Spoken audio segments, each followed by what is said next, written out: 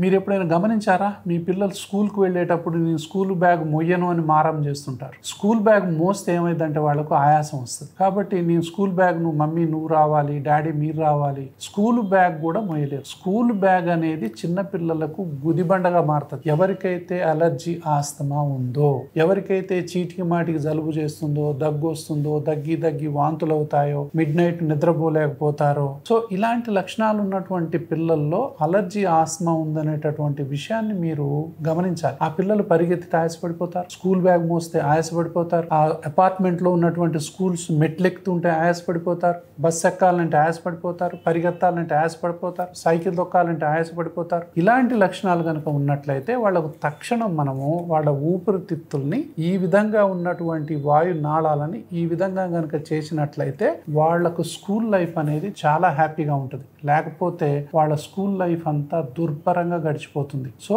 ఇట్లాంటి కేసులు ఏదున్నా కూడా తల్లిదండ్రులు ఎంత మాత్రం ఆలస్యం చేయకుండా ఎంత తొందరగా అలర్జీ ఆస్తమాకు వైద్యం తీసుకుంటే పిల్లల జీవితాలు అంత హ్యాపీగా ఉంటాయి.